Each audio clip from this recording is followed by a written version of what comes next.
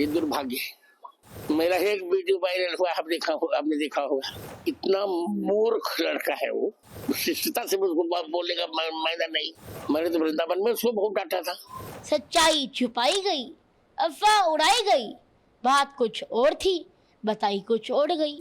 जगत गुरु श्री परम पूज्य श्री रामभद्राचार्य जी तो हमारे लिए भगवान के समान हैं। क्या आपके गुरु ने आपको कभी नहीं डांटा? जगत गुरु श्री रामभद्राचार्य जी ने मुझे डांट भी दिया, तो इसको देश का सबसे बड़ा मुद्दा क्यों बनाया जा रहा है? मेरे घर वालों के पास कॉल्स आ रही हैं कि आप घर से बाहर नहीं निकल सकते, आपको जान से मार दिया जाएगा। मेरे से मंच की गरिमा भंग हुई तो ये मेरी गलती थी। मैं तो धर्म को सीखने के प्रयास में हूँ। महाराज जी, आजकल बच्चे संत के रूप में लगातार प्रवचन कर रहे हैं काफी संख्या में, इसके लिए आप क्या कहें? ये दुर्भाग्य है। आपने भी मेरा एक वीडियो वायरल हुआ, आपने देखा होगा जी, उसके लिए आप क्या कहें?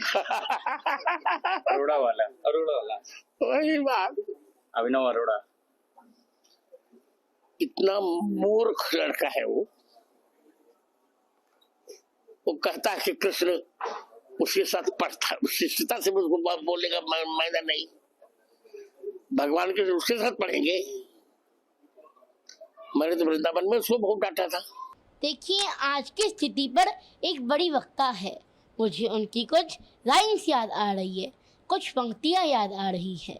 सच्चाई छुपाई गई, अफवाह उड़ाई गई, बात कुछ और थी, बताई कुछ और गई। वो वीडियो परसों प्रतापगढ़ का बताया जा रहा है, जो कि झूठ है।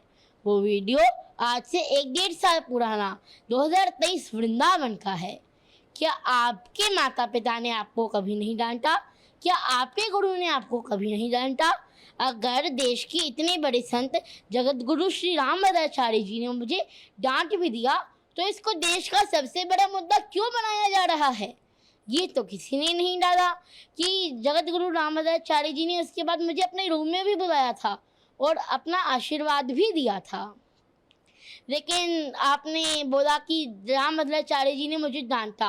अरे, आपके गुरु ने भी तो आपको 8 साल की उम्र में कभी डांटा होगा, 9 साल की उम्र में कभी डांटा होगा। क्या आपसे 8 साल की उम्र में, 9 साल की उम्र में कभी गलती नहीं हुई क्या? लोग कह रहे हैं आप स्कूल नहीं गए।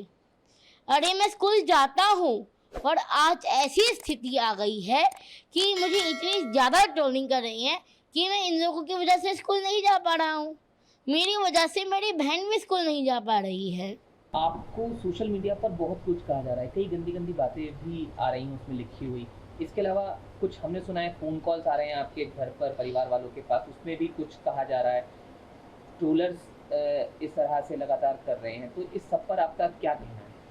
मेरे घर वालों के पास रोज़ 500 से 1000 कॉल्स आ रही है।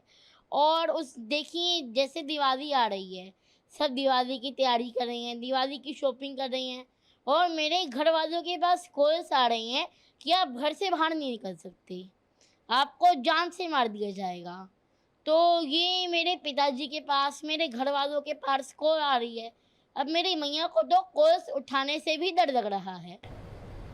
क्या किस तरह की बातें जो हैं वो की जा रही हैं? कुछ आपने सुना, देखा? देखिए, अभी तक मुझे मोटा तोता बोल रहे थे, तब तक हमने सोचा कि उनका व्यापार चल रहा है, वो कमा रहे हैं। लेकिन अब बात मेरी भक्ति की आ गई, मेरी भक्ति को नकली कहा जा रहा है। अब हम बर्दाश्त नहीं करेंगे। कई तरह के आरोप आप पर लगे। कहा गया कि आप मंच पर चले गए, मंच की मर्यादा भंग हो गई उसकी वजह से। साथ साथ रामभद्राचार्य जी के लिए आप क्या सोचते हैं, क्या आपका कहना है? दोनों चीज़ें मैं आपसे जानना चाहूँगा। जगत गुरु श्री रामभद्राचार्य जी के दर्शन करके मैं भक्ति में लीन हो गया था, तो मुझे लगता है कि मेरे से मंच की गरिमा भंग हुई, तो ये मेरी गलती थी। उसके बाद मैंने मंच में कभी ऐसा नहीं किया। क्या सोचते हैं आप रामभद्राचार्य जी के लिए, क्या आपके विचार हैं? देखिए, रामभद्राचार्य जी की डांट में भी एक प्रेम छिपा हुआ होता है। उन्होंने मुझे डांटा, इसको भी मैंने आशीर्वाद स्वरूप ही समझा। और मेरे ऊपर ये जो आरोप लगाए जा रहे हैं, ये बहुत ही दुर्भाग्य की बात है। और कई लोग मुझे धर्म गुरु और संत कह करके भी पुकार रहे हैं। कृपया ऐसा ना करें। अभी तो मैं मेरे कान्हा जी का, मेरी राधा रानी का, मेरे राम जी का एक भक्त हूँ। मैं तो धर्म को सीखने के प्रयास में हूँ। तीर्थों के दर्शन करता हूँ, ज्ञानी संतों से मिलता हूँ, उनसे समझता हूँ, उनसे सीखता हूँ। मैं तो सनातन धर्म का प्रचार करना चाहता हूँ। क्या हुआ था वो मंच वाली बात, एक बार जरूर बता दीजिए आप, क्योंकि उसी को लेकर मुख्य बात जो है आप पर आरोप लगे, वो एक बार अगर आप बता पाएं पूरा क्या कुछ हुआ था। आप मंच पे चले गए थे, क्या हुआ था? जगत गुरु श्री रामभद्राचार्य जी महाराज ने मुझे डांटा था और मेरा तो मानना है कि उनकी डांट में भी मैंने आशीर्वाद स्वरूप ही पाया। और उसके बाद उन्होंने मुझे अपने रूम में बुला करके भी आशीर्वाद दिया था।